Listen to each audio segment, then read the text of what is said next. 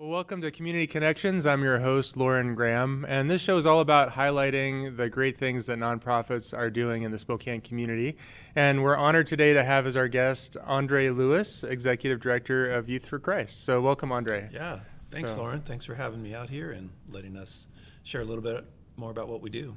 Awesome. Yeah, well, great to have you. So for folks that have never heard of Youth for Christ before, share what is it all about, and tell us more about the organization Yeah. and what you do. Absolutely. Well, it's a national organization, and some people think it's just a local one, but it's national, and it started back in the early 40s. Okay. So we celebrated 75 years not too long ago, which was quite a milestone.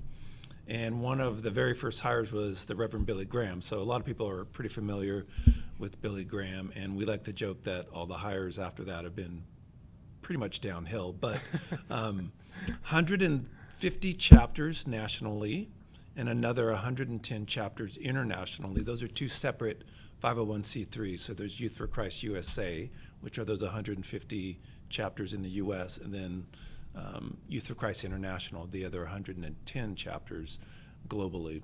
So that's a little bit about it from a national organization. Locally here in Spokane, it's been around since 1955. Okay. And a lot of people don't know that, and that's probably because there have been iterations where we've been open and then closed and opened and closed. So back in the mid-90s, it reopened again. Okay. And that's when we purchased our first building in West Central.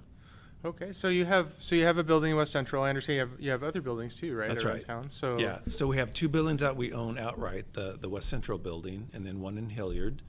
And then about 2.5, 3 years ago, we decided to expand into more communities, but we didn't want to have the practice of buying buildings because they're expensive and the upkeep is a lot to deal with. And so we thought, what if we partnered with local churches that have spaces that aren't being used during the week? So our downtown center is with Mosaic Church, Okay. and our north center is with Calvary Chapel. Okay. And I think we pay about $1 a year for each one of those buildings, so it's a pretty good deal. That's awesome. So Yeah. awesome. So tell us how these buildings are utilized and what type of programs you have and what you're seeking to accomplish in the community.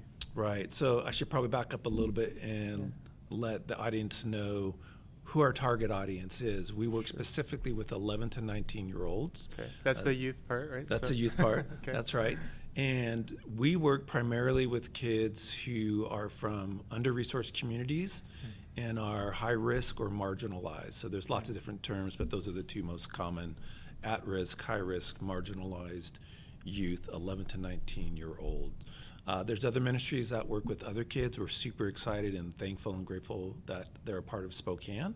But that's the demographic we're looking at. So when you think of Hilliard and West Central, in fact, West Central is the poorest zip code in the tri-state area. So Washington, Idaho, and Oregon, West Central is the poorest of all. Wow. So that gives you just a better slice of who we're targeting to serve and to love. Pre-COVID, our spaces were used a little differently.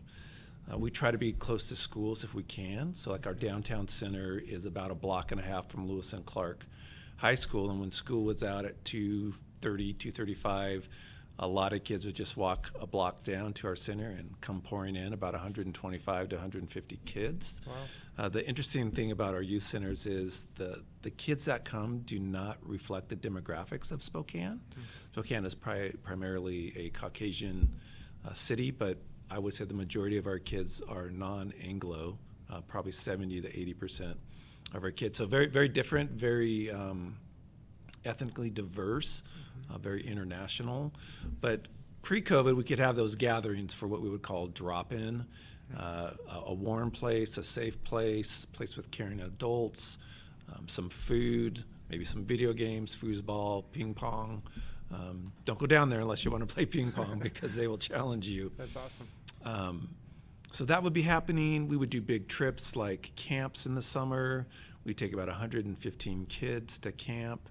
We would do ski trips. Mount Spokane would give us free gear and free lift tickets, and we would take maybe 50 kids up there. A lot of kids who who've never gone skiing. We would do outdoor adventure stuff. We would take kids to Lake Coeur d'Alene. Shockingly, a lot of kids have never been to Lake Coeur d'Alene. They had no idea it was 30 miles away. Wow.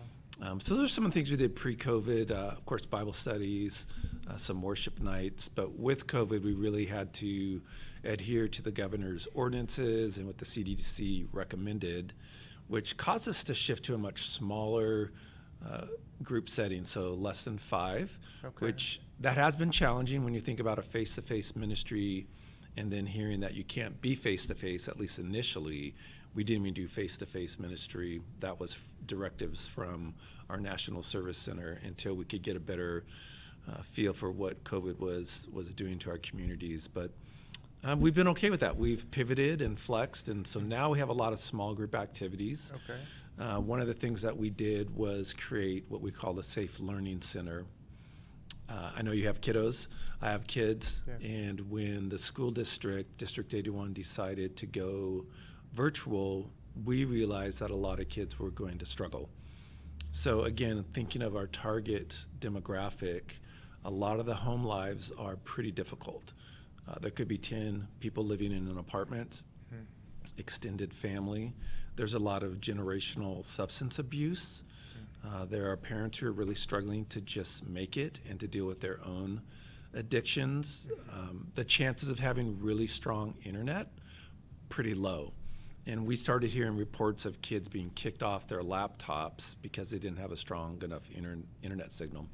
So what we did is we quickly shifted one of our ministries to focus on education, which is a part of what we do, and I'll get to that later. But we transformed a room where we could have about 10 students. We bought all the hand washing stations, the temperature readers, the masks, and put up some really nice artwork. A lot of artists from the communities donated personal artwork, authentic pieces that are really quite beautiful. I say we actually have one of the nicest galleries in Spokane. It just happens to be in West Central at our Learning Center. But that's how the spaces are being used now, much more small group, much more one-on-one. A shift to mentoring is a big thing, and I can talk about that later. But that's kind of what's going on right now.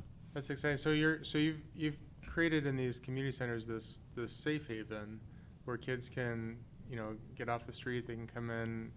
There's you said loving, caring adults. Right. And so so it looks different now, but you sort of transformed that from kind of a community center where there's large group activities to these to now a safe haven for them to be able to do school, because That's right. Where otherwise they would maybe have nowhere to go to do That's that. right. And what we're finding is some of these youth have really struggled at their schools, and we are not having any problems. We just aren't seeing it. There's less distractions. It's very clean. In fact, the comment we're getting over and over from the students is it's so clean, it's so peaceful. And we're really proud of these kids because they're working really hard, and have been consistent, even though they have lots of challenges that they're facing at home and in their life. In fact, way too many challenges that a 15, 16, 17-year-old should ever face. Some tough stories out there. Yeah. So what would be an example of a story of a child that's come through your program and sort of a before and after? Yeah, man, Loran, where to begin? I can think of a recent one from the Learning Center. Again, 11 to 19-year-old kids. We picked up a 11-year-old boy at a shelter. His father was struggling with some alcohol addictions. Cutest little guy. Jumped in the van, took him to our Safe Learning Center.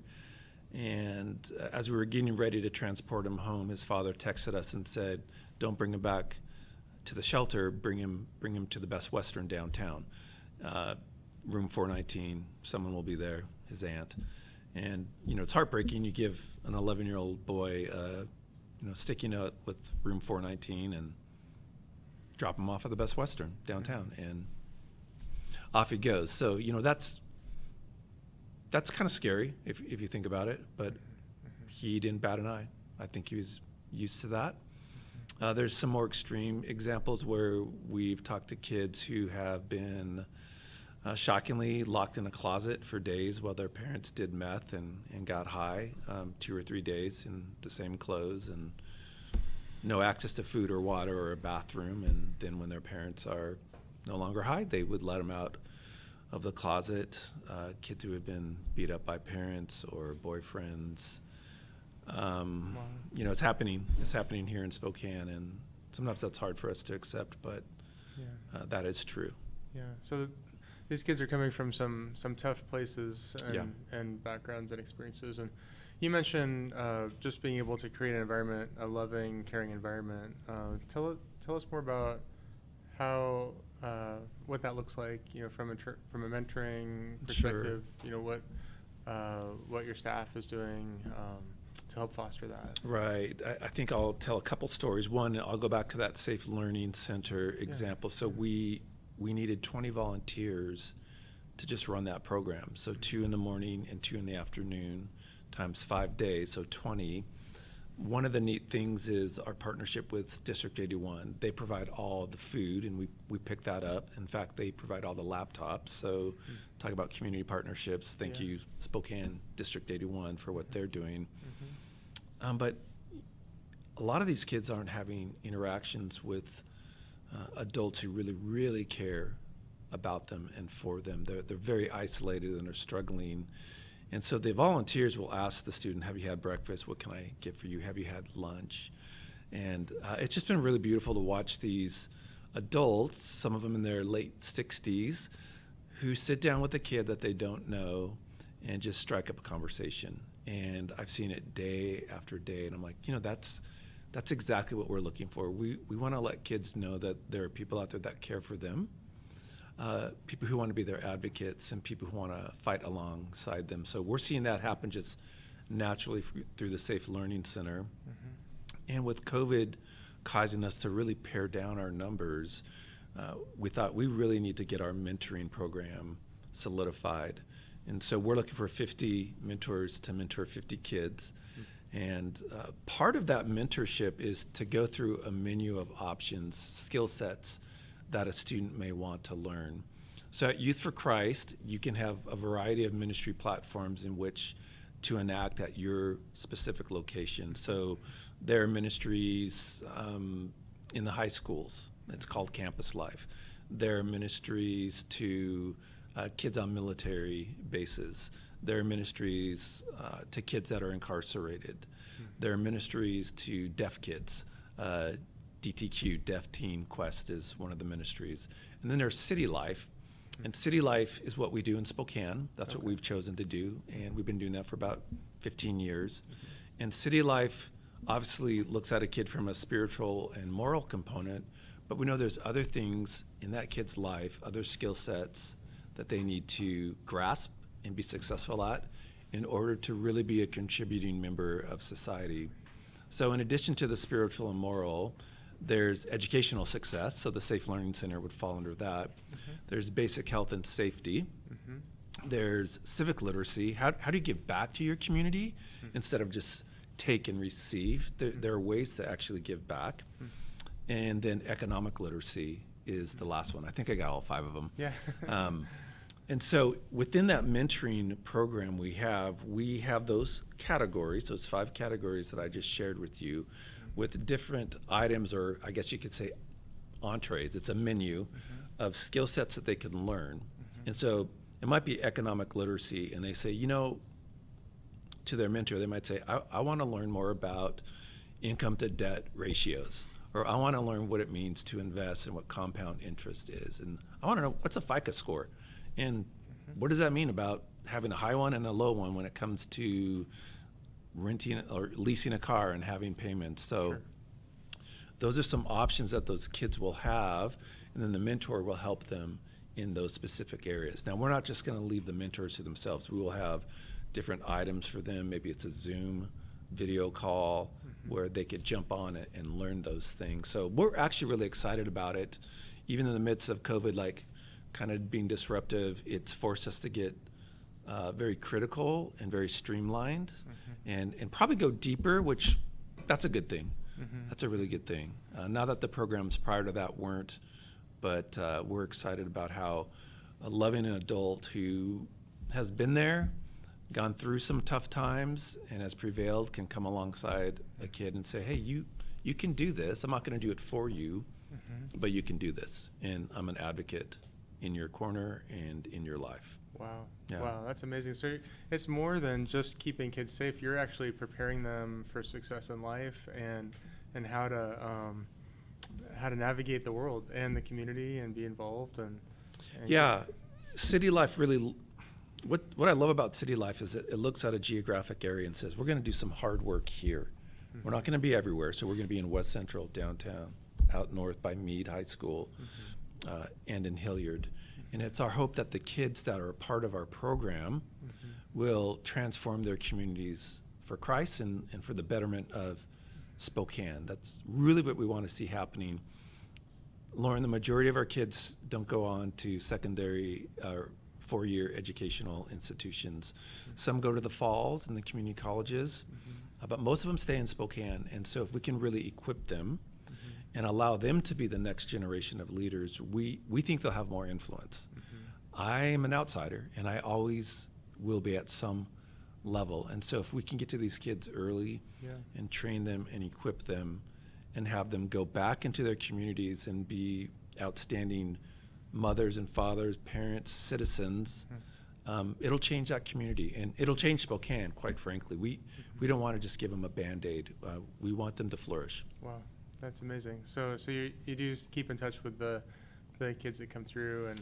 Yeah, a neat story is we have 9, we call them LITs, Leaders in Training. They don't get paid a whole lot, but they're doing some work in the ministry. They'll actually have a mentor as part of their leadership training, and they will have a segment in which they are running parts of our program.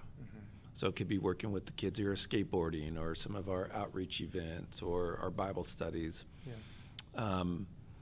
But what's interesting about those kids is 60% of those leaders in training we have known since 6th grade, and they're now 19, 20, and 21. So yeah, they're still here, and it's working. But people aren't projects, and so it takes a lot of time. And life at Youth for Christ, a Youth for Christ kid, it's pretty crazy. It's not a linear growth. It's a lot of this, and sometimes it's hard. Sometimes we feel like we're failing, but you just got to stick with it. Yeah, absolutely. So in just a few minutes we have left, I know we've talked about the youth and the programs, how you're loving on the kids and really seeing them transform.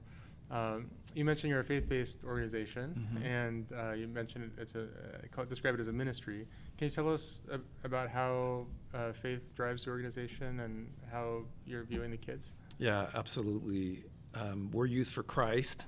I sometimes think our name should be Christ for Youth, because there's plenty of examples in the Bible where Christ says the marginalized are important to me.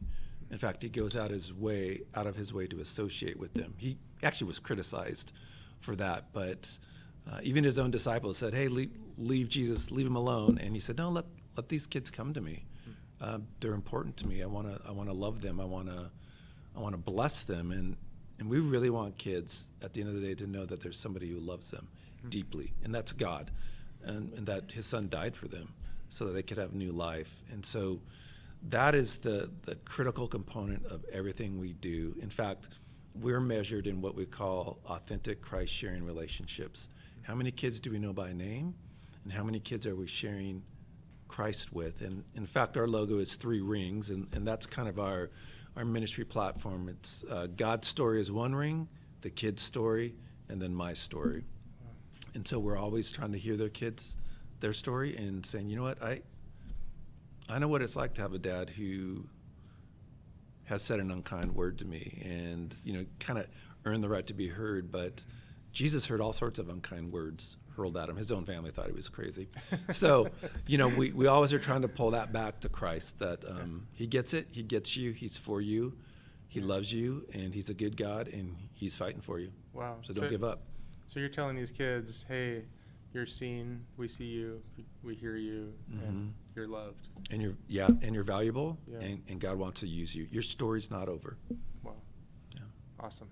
Well, thank you so much for sharing more about that, and amazing, just a beautiful story about what Youth for Christ is doing in the community, and so I appreciate your leadership in that. And so if somebody wanted to get involved or learn more about the ministry, how would they contact Yeah, Youth for Christ? I'm happy to meet with that person individually, go get a coffee, so they can reach me at andre.lewis@spokaneyfc.org, or they can go to our website, spokaneyfc.org, for more information. If that person is interested in mentoring, that will be on the website.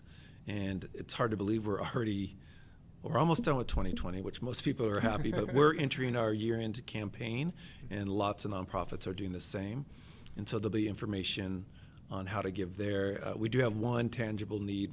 One of our centers, the bricks are starting to fall out of one of the walls, so we're hoping to get that repaired so we can keep our ministry up and running and let those kids come there. So there'll be information on how to buy a brick or 10 or 1,000 bricks. And yeah, sky's the limit. If you have an idea, if somebody comes to us, we're happy to sit down with them and hear what they have to offer. So Wonderful. Well, thank you so much for being with us. God bless everything that you're doing, and we'll look forward to seeing how Youth for Christ continues to transform the community. Well, thanks for having us on here. And I want to thank you personally from the board and the staff for all the support that you've given us, and you've offered us office space, and so we're sweet mates with that, and that has been a tremendous blessing to be downtown with you, and we couldn't have afforded it, so thank you so much. And yeah, we're excited to continue to partner with you, so Excellent. thank you. All right, thanks, Andre. Yeah.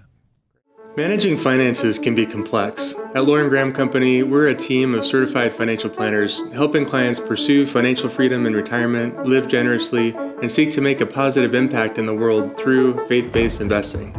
Loran Graham, CEO and President, is an LPL financial advisor. He's also a published author and nationally recognized leader in the field of faith-based investing. Visit our website today at lorangraham.com to request an initial consult at no cost or future obligation, and learn how you can become part of a growing movement of investors who want to align their investments with biblical values.